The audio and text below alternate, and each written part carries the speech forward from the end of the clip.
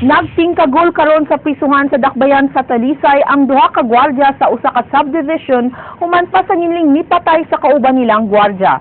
Leslie Caminada Vestil, Sugin Limi. Kining shotgun ug kalibre 38 mo gigamit sa duha ka gwardiya ron patio ng laing gwardiya pasado alas 4 sa kadlaw niadtong Domingo dinhi sa Phase 2 Dika Home Subdivision sa Dakbayan sa Talisay. Si Warlito Astakan gwardiya sa mong subdivision gayong gipusil patay nilang Jason Disangkay ug Reynan Flores nga puro sa mga gwardiya. Giyong dinhi sa entrance nga bahin sa Phase 2 sa Dika Homes nagduty ang biktima samtang ang duha nag-grooving niadtong higayuna.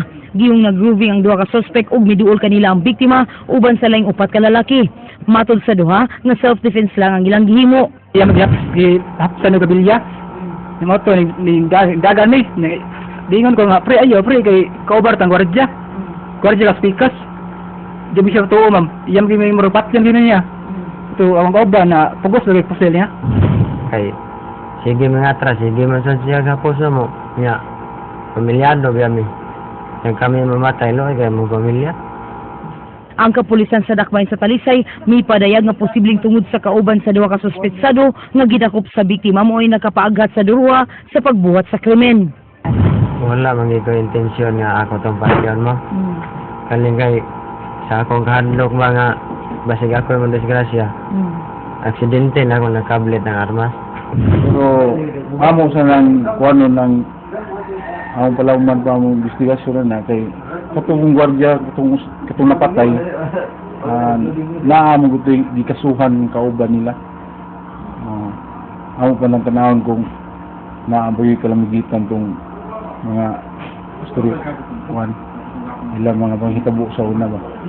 Leslie Caminada Vestil, News 5. Naukay ang mga residente sa Barangay Dulho, Fatima kagabi human nisud ang duha ka sakyanan sa Mobile Patrol Group sa mong lugar human gironda ang balay nga dunay illegal gambling machines. Kini ug uban pang balita gikan sa kwerpo sa kapulisan, Sugin Limi, Ray Pasaporte. Gironda sa kapulisan ang usa ka panimay sa Sitio Plastikan, Barangay Dulho, Fatima nga dunay illegal gambling machines. Tulo ka video karira ang nasakbit. Apan ang presensya sa mga tao sa dapit, mao'y nakapalangay sa kapulisan paingon sa gawas. Usa ka ginahanglan og usok ang nagpadagan ining mga video karira machines diha sa maong lugar. Napalgang patay si Pedro Larimas, 42 anyos, luman nga taga Cotabato City.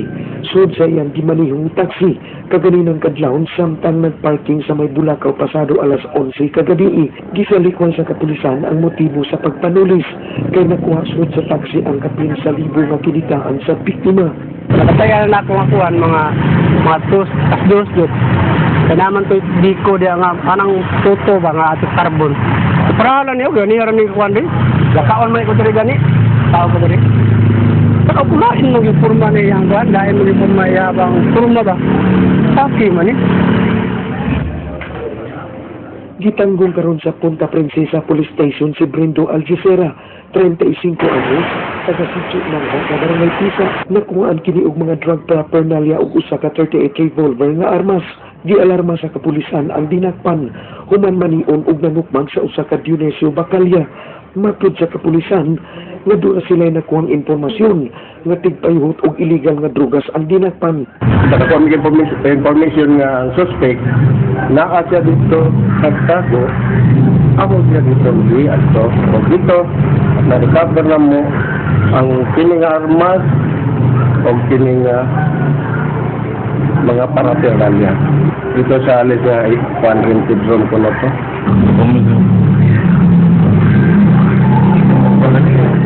Ray Pasaporte, News 5.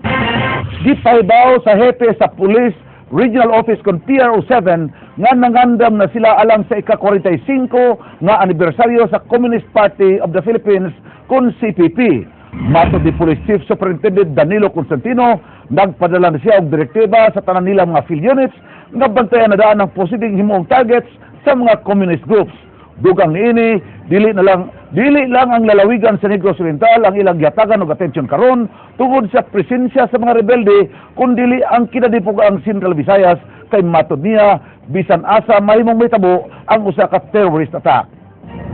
We reminded our field units, especially our commanders, to institute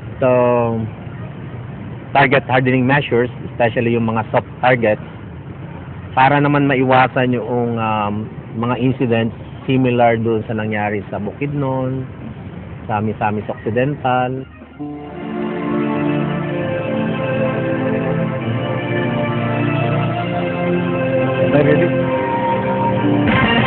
Samtang wapay hinabang nga niabot gikan sa nasyonal nga kagamhanan ang international aid ug mga hinabang gikan sa pribadong sektor, mauuna ang saligan sa Kapitolyo.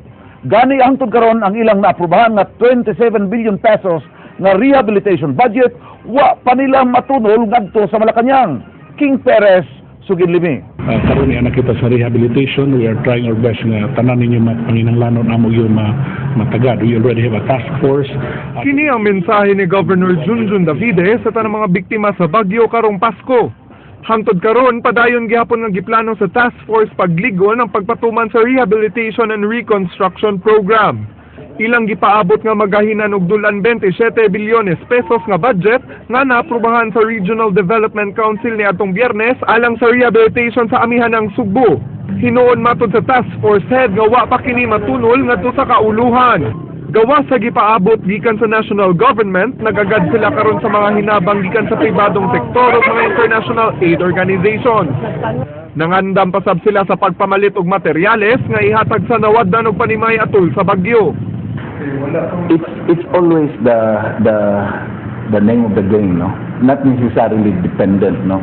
Interdependent siguro, no? Kung ba nga, yun, kita gikinahanglan po das mga international donors ang alang asa nilang kwarta din na gamiton, no? Girekomendar sab ni tribunalo nga ipadayon ang relief operation sa mga isolated areas o gihangyo ang mga donor sa pagpadayon sa pag-apod-apod sa mga hinabang. So there has to be like penetration of the isolated area. We encourage especially the donors to really go there. Gipanghinaot ni tribunalo ang mga beneficiary nga dili lang magagad sa gobyerno. Sa ilang gihimo nga assessment, nakalingkawa sa kalisod ang mga biktima sa Bagyo, pinaagi usab sa pagtabang sa ilang mga kauban nga biktima. Ang uban niwa yun, matusilingan, ang silingan po, kultura man natin yung mga Pinoy, di ba? Na, uy, wala pa man may balay, pero sa mo. Di sab makapasalig ang task force nga dili maduhigan og politika ang gilaraw nga rehabilitation sa mga apektadong lungsod. I don't want to project nga ang task force is na omnipotence, doon na omniscient, doon na kanagamahanan kayo, no?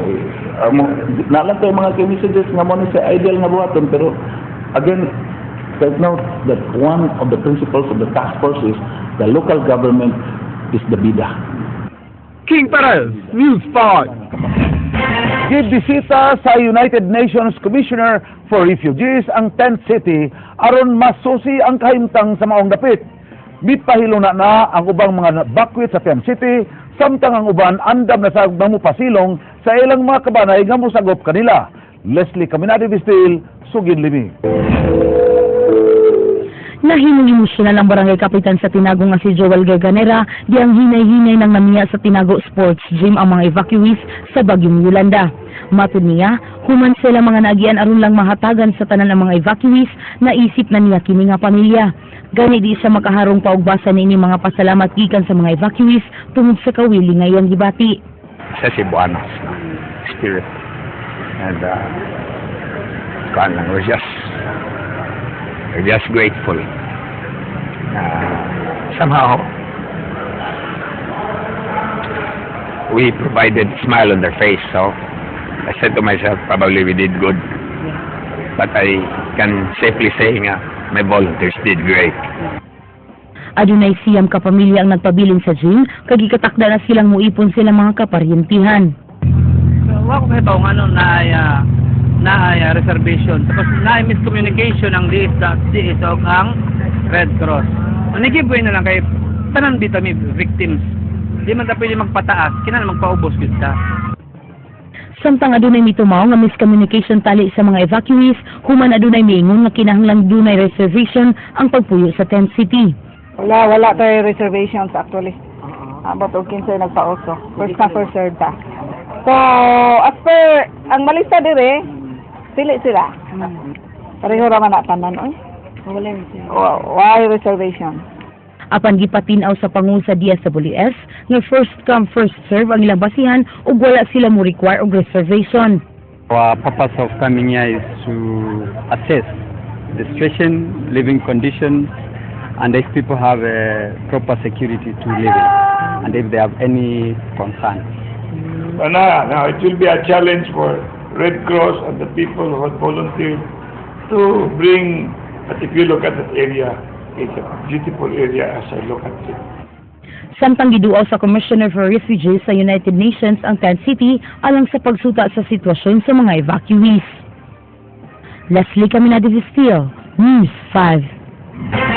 Human madilata, nahatod na gyud sa kagamhanan sa dakbayan sa Ormoc ang ilang hinabang alang sa dakbayan sa Subo nga usa sa gitayog sa kusog nga linog niadtong Oktubre 15. Ang kagamhanan sa Ormoc mipahibaw niadto nga motunon sila og hinabang sa dakbayan sa Cebu nga balor og 300,000 pesos. Apan wala kini madayon human sundi og kusog nga bagyo ang linog. Nasairan na ang Cebu City Government una nang mitunol ngadto sa kagamhanan sa Ormoc og usa ka milyon isip hinabang usap human sila maigo sa bagyong Yolanda. Ang cheque gihatod ni Attorney Francis Pipito ang City Administrator sa Ormoc City ngadto kang Mayor Michael Rama.